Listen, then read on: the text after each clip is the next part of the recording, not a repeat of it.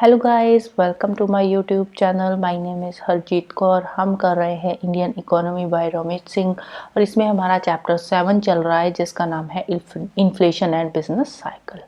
तो इसमें आज हम करेंगे इन्फ्लेशन से रिलेटेड कुछ important terms like inflationary gap हो गया, डिफ्लेशनरी गैप हो गया, inflation tax, inflation spiral, inflation accounting, inflation premium. Inflation premium तक हम सारी की सारी टर्म्स को कवर अप करेंगे। तो सबसे पहली टर्म हमारे पास आती है इन्फ्लेशनरी गैप। इन्फ्लेशनरी गैप क्या होता है?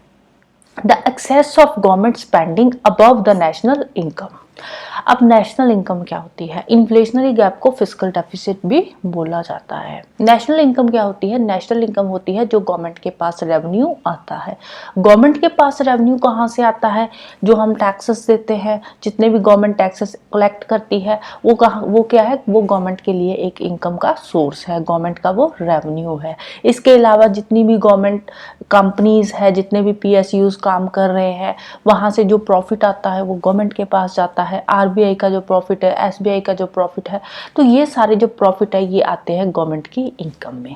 इसके अलावा गवर्नमेंट खर्चे भी करती है, जैसे सोशल सेक्टर स्कीम्स गवर्नमेंट ने ऑलरेडी चला रखी है, बहुत सारी वेलफेयर स्कीम्स चला रखी है, तो वहाँ पे गवर्नमेंट के खर्चे भी होते हैं। और कभी कभार क्या होता है, कभी कभार गवर्नमेंट की इनकम कम होती है लेकिन खर्चा ज़्यादा हो जाता है। सपोज किसी साल में गवर्नमेंट की इनकम रही है 100 करोड़, लेकिन उसी साल में गवर्नमेंट का खर्चा हो गया है 103 करोड़। तो ये जो 3 करोड़ का डिफरेंस है ये क्या आ जाएगा? ये आ जाएगा फिस्कल डेफिसिट। अब कभी कभार क्या होता है, ये जो गैप आ जाता है ना, ये इन्फ्लेशन की वजह से आता है। जो हमारी मार्केट है, मार्केट में इन्फ्लेशन बहुत ज़्यादा बढ़ जाती है, जिसके चलते हुए गवर्नमेंट को वेलफेयर स्कीम्स पे जो पैसा है वो ज़्यादा खर्च करना पड़ता है। जैसे कि नरेगा स्कीम है, एमजी नरेगा जो ऑलरेडी चल रही है, तो उस पर फिर गवर्नमेंट को ज़्यादा खर्चा करना पड़ेगा। ऐसे ही जैसे और बहुत सारी स्कीम्स गवर्नमेंट की चल रही है, तो उन स्कीम्स पे गवर्नमेंट को ज़्यादा खर्चा करना पड़ेगा। तो उस केस में क्या हो जाता है? उस केस में आ जाता है डेफिशिएंट। गवर्नमेंट का खर्चा ज़्यादा हो जाता है, कमाई कम होती है, तो इसको बोलते हैं इन्फ्लेशनरी गैप। अब देखो, जब इन्फ्लेशन आ जाएगी तो गवर्नमेंट को तो एक्स्ट्रा मनी जनरेट करनी पड़ेगी ना, एक्स्ट्रा मनी मार्केट में पंपिंग करनी पड़ेगी। तो उस केस में गवर्नमेंट का खर्चा जो है वो नेशनल इनकम से ज़्यादा आ जाता है, गवर्नमेंट की इनकम कम हो जाती है, खर्चा ज़्यादा आ जाता है, और ये जो इनकम और स्पेंडिंग के बीच का गैप बन जाता है, इसको बोलते हैं इन्फ्लेशनरी गैप। फिर नेक्स्ट आता है deflationary gap. Deflationary gap inflationary gap का उल्टा होता है। इसमें क्या होता है? इसमें गवर्नमेंट का जो नेशनल इनकम है, नेशनल इनकम जितनी हुई, खर्चा उससे कम होता है। The shortfall in the total spending of the government over the national income creates deflationary gap in the economy. तो इस केस में क्या होता है? इस केस में फिस्कल सरप्लस हो जाता है, मतलब कि गवर्नमेंट के पास कुछ पैसा बच जाता है। जैसे कि 100 करोड़ की गवर्नमेंट के पास नेशनल इनकम हो गई और इसमें से खर्चा कितना करा? 97 करोड़ ही खर्चा हुआ। तो ये जो बाकी का बीच में 3 करोड़ 4 करोड़ है, ये क्या होगा? ये होगा गवर्नमेंट का फिस्कल सरप्लस। सरप्लस किस केस में होता है? सरप्लस होता है जब डिमांड ज़्यादा बढ़ जाती है, प्रोडक्शन ज़्यादा हो जाती है, डिमांड कम हो जाती है। प्रोडक्शन ज़्यादा हो जाएगी, डिमांड कम हो जाएगी, तो उस केस में क्या हो जाएगा? उस केस में जो इन्फ्लेशन है वो कम हो जाएगी। इन्फ्लेशन कम हो जाएगी तो उस केस में क्या होगा? गवर्नमेंट के खर्चे भी कम होंगे, खर्चे कम होंगे तो गवर्नमेंट के पास क्या आ जाएगा? फिस्कल सरप्लस आ जाएगा। एक लिमिट तक फिस्कल सरप्लस हो तो ठीक रहता है, लेकिन एक लिमिट से अगर ज़्यादा फिस्कल सरप्लस हो जाता है तो वो भी इकोनॉमी के लिए सही नहीं होता। अगर फिस्कल सरप्लस ज़्यादा हो जाता है तो उस केस में इकोनॉमी में क्या होता है? स्लो डाउन आ जाता है। ठीक है, तो जब स्लो डाउन आ जाएगा तो इकोनॉमी जो है वो प्रॉपरली काम नहीं करेगी।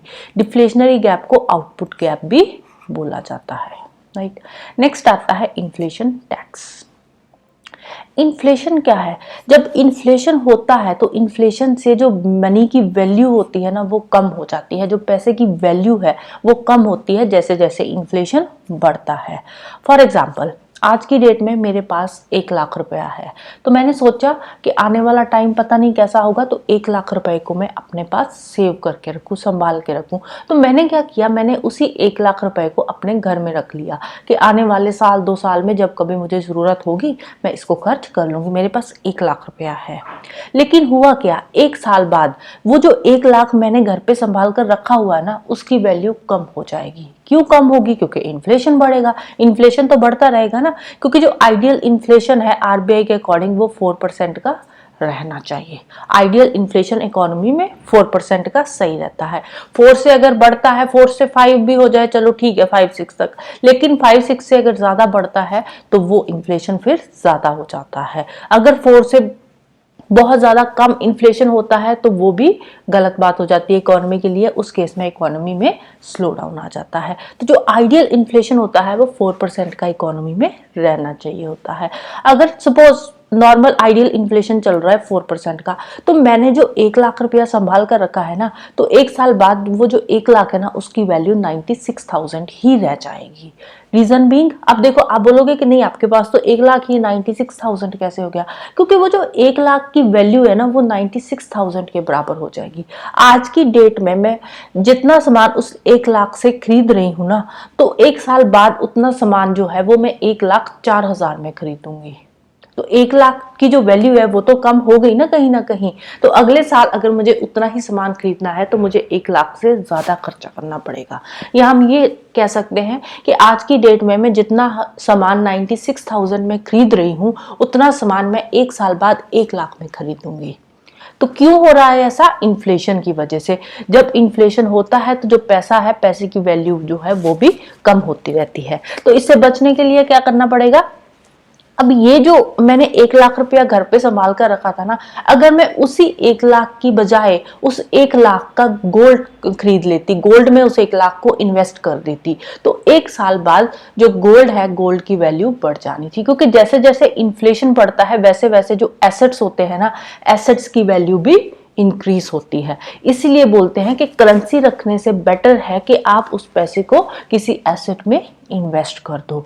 अगर सपोज मैंने अपने पास उसी 1 लाख का गोल्ड खरीद लेती, तो हो सकता है जो वो गोल्ड है, गोल्ड की वैल्यू 6 या 7% तक बढ़ जाती, तो मुझे 6-7% का प्रॉफिट हो जाता। अगर सपोज मैं गोल्ड रख लेती, गोल्ड की वैल्यू 7% तक 1 साल में बढ़ जाती, तो मेरे पास कितना बन जाता? 1,07,000।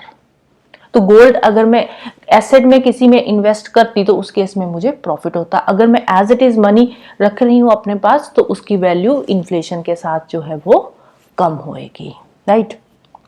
अब होता क्या है, कभी कभार गवर्नमेंट की सिचुएशन ऐसी आ जाती है कि गवर्नमेंट को भी करेंसी प्रिंट करनी पड़ती है जब इन्फ्लेशन बहुत ज़्यादा बढ़ जाता है।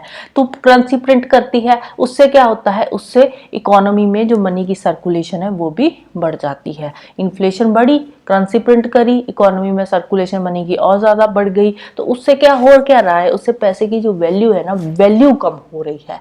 इसीलिए अगर आप एफडी भी करवा रहे हो ना पैसे की, तो हो सकता है एफडी में इंटरेस्ट रेट आपको कम मिले और उसके बदले में अगर आप किसी गोल्ड में या किसी और एसेट में इन्वेस्ट कर रहे हो, उसकी वैल्यू 1 साल में ज्यादा बढ़ जाए।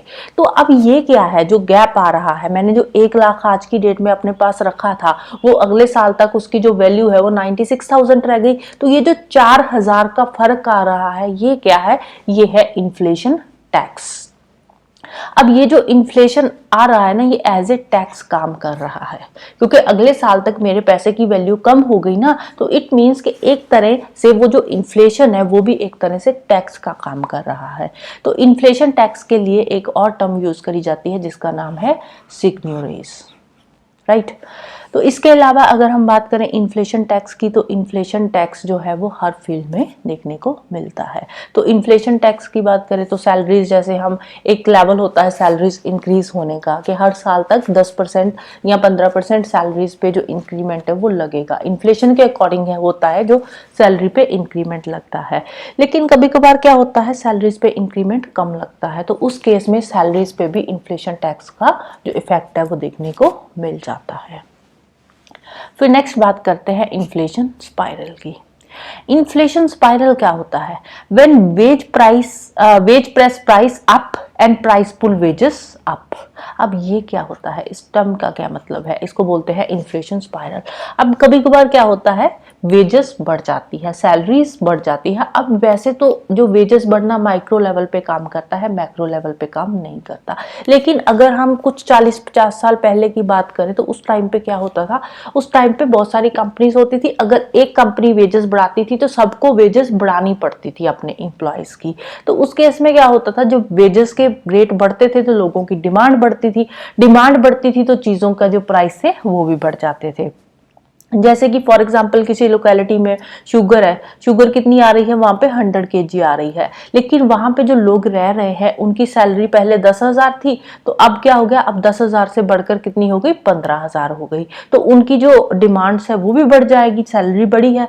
तो वो क्या करेंगे, वो इस बंदे को जाकर बोलेंगे कि भाई पहले सपोज ये जो यहाँ पे चीनी का रेट था वो 20 रुपए पर केजी था, ठीक है, तो अब इनकी सैलरी बढ़ी तो इन्होंने बोला कि भाई मुझे चीनी ज्यादा चाहिए, चाहे आप 20 की बजाय मुझसे 25 रुपए पर केजी ले लो, ठीक है। तो अब यहाँ पे डिमांड बढ़ रही है तो चीनी का रेट भी बढ़ रहा है, डिमांड बढ़ेगा तो ऑटोमेटिकली ये जो सेलर है ये अपनी चीनी का रेट बढ़ा देगा, ठीक है। तो इस केस में क्या हो रहा है, पहले वेजेस बढ़ी और उसके बाद क्या होगा, वेजेस बढ़ने के साथ ही प्राइसेस बढ़ गए चीजों के, ठीक है।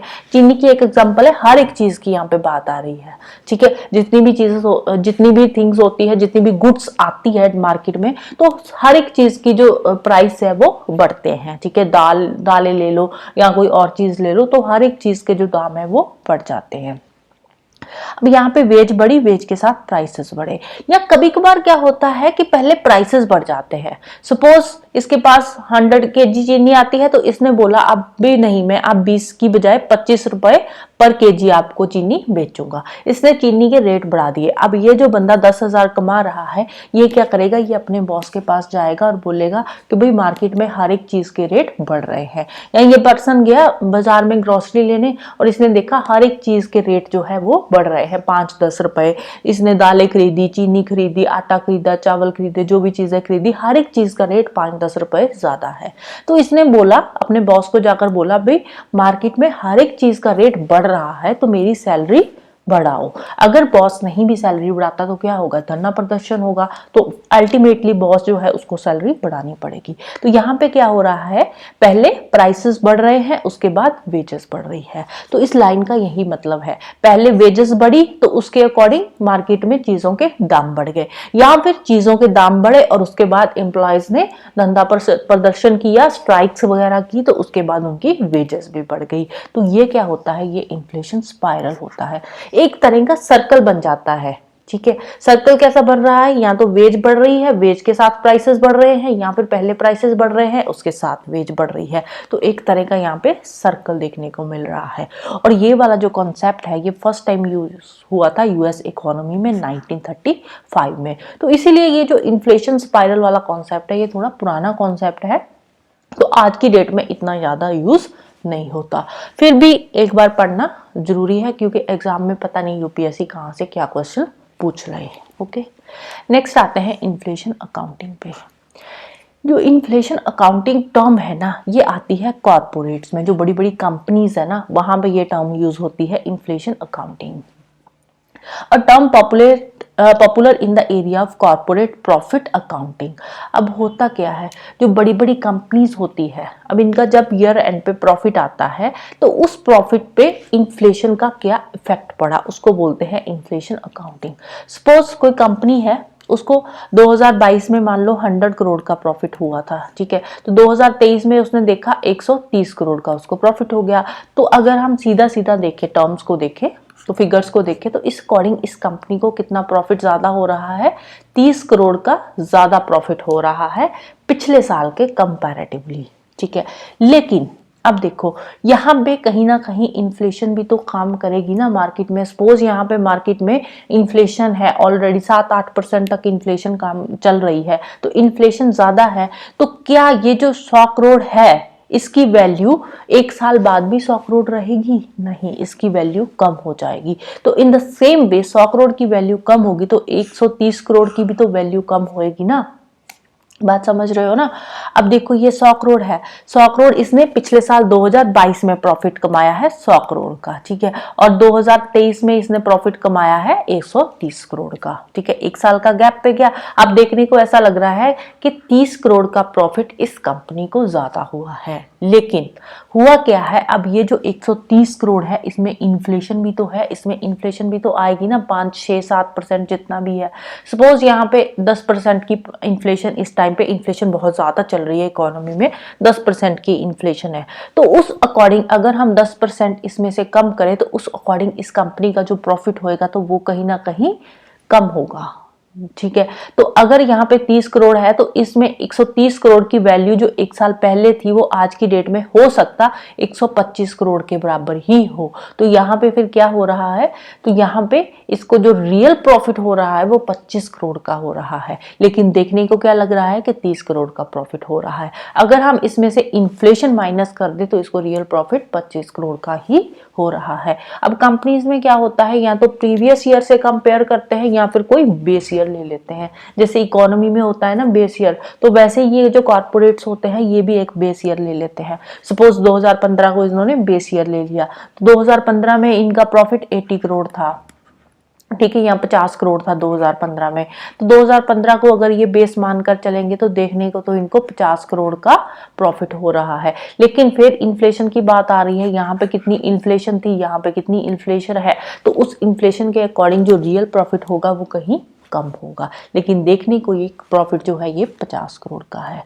तो ये आ जाती है इन्फ्लेशन अकाउंटिंग, जो बड़े बड़ी कंपनीज में जो प्रॉफिट कैलकुलेट करने के लिए यूज करी जाती है, राइट। फिर नेक्स्ट चलते हैं इन्फ्लेशन प्रीमियम पे।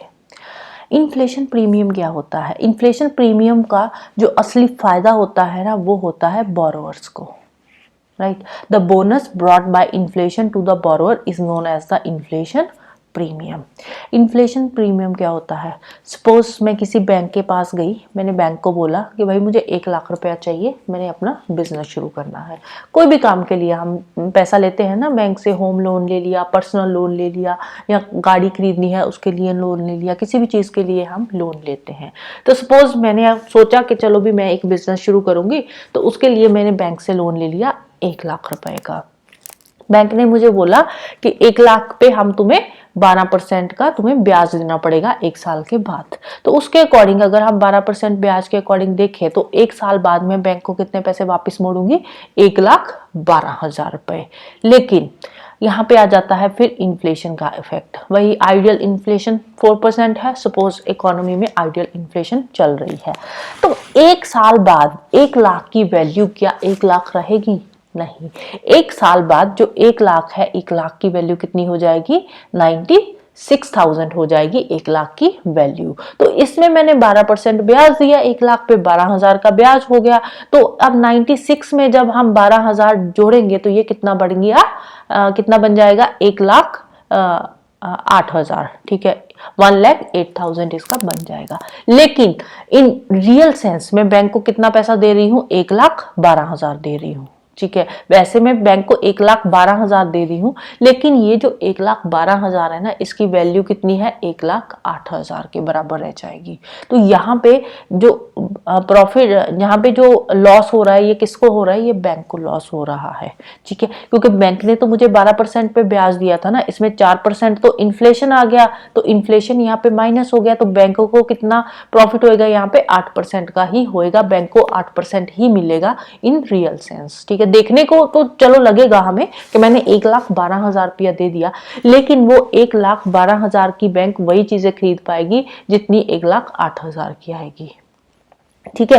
तो यहाँ पे फिर बैंक को कहीं ना कहीं नुकसान होता है। कभी कभार क्या होता है, जो इन्फ्लेशन रेट है वो बहुत ज्यादा बढ़ जाता है इकोनॉमी में, सपोज 7-8% तक चला गया। अगर 8% तक इन्फ्लेशन रेट ही बढ़ गया तो यहाँ पे बैंक के पास कितना आया भाई, बैंक के पास तो 4% ही चला गया, बैंक को तो 4% का फायदा ही हुआ ना, बाकी तो बैंक नुकसान में चला गया, और यहाँ पे फिर बोरोवर्स का फायदा हो गया, अगर इन्फ्लेशन ज़्यादा बढ़ गई तो बोरोवर्स का तो यहाँ पे फायदा हो गया ना, वो बात अलग है कि अगर इन्फ्लेशन एक हद से ज़्यादा बढ़ती है तो वहाँ बिजनेस में भी लॉस होता है, वो बात अलग है। लेकिन यहाँ पे अगर हम बोरोवर्स के पर्सपेक्टिव से देखें तो इसको इस चीज़ का फायदा हो रहा है। इन्फ्लेशन बढ़ी, इसने बिजनेस के लिए पैसा लिया है तो इसको तो बिजनेस में ज़्यादा प्रॉफिट होगा, लेकिन बैंक ने जो पैसा दिया है इस पे बैंक को लॉस होगा। तो इसीलिए बैंक क्या करती है, जब इसको पता होता है कि इन्फ्लेशन बहुत ज़्यादा, मार्केट में इन्फ्लेशन ज़्यादा चल रही है, तो उस केस में बैंक क्या करती है, ये जो 12% का ब्याज है ना, इसको बढ़ाकर क्या कर देगी, 16% कर देगी। ठीक है, 16% हो जाएगा। तो इस केस में अब 8% की इन्फ्लेशन भी गई तो 8% का फिर बैंक को प्रॉफिट होगा, राइट। तो ये होता है इन्फ्लेशन प्रीमियम। अब इन्फ्लेशन का जो प्रीमियम है वो किसको मिलता है, वो मिलता है बोरोअर को, राइट। अब यहाँ पे ये एक लाइन लिख रखी है, real interest is always lower than the nominal interest rate if the inflation is taking place, the difference is inflation premium, right. अब ये जो इन्फ्लेशन प्रीमियम वाला कॉन्सेप्ट है, इसकी एक एग्जांपल आती है इंडिया में जुलाई 2003 की। जुलाई 2003 में जो इन्फ्लेशन था वो बहुत ज़्यादा बढ़ गया था, 7% से भी ज़्यादा हो गया था। तो उस साल में जो बैंकों के जो प्रॉफिट थे, बैंकों को बहुत कम प्रॉफिट हुए थे उस साल में, 2003 की बात है। क्योंकि उस टाइम पे अगर हम वही देखें, इन्फ्लेशन प्रीमियम देखें, तो अगर 7% से ज़्यादा हो गया था उस टाइम पे इन्फ्लेशन रेट, तो उस टाइम पे जो बैंकों का प्रॉफिट था वो 4-5% पे ही रह गया था। इन बैंकों का जो प्रॉफिट था वो बहुत कम हो गया था इन्फ्लेशन बढ़ने की वजह से, राइट। तो ये होता है इन्फ्लेशन प्रीमियम। अगर किसी टर्म में डाउट है तो आप मुझे नीचे कमेंट बॉक्स में पूछ सकते हो, मैं दोबारा से फिर से एक्सप्लेन कर दूंगी अलग से वीडियो बना के। तो आज के लिए इतना ही। जाने से पहले वीडियो को लाइक कर देना, शेयर कर देना और चैनल को सब्सक्राइब कर लेना। Thank you, bye bye and have a nice day.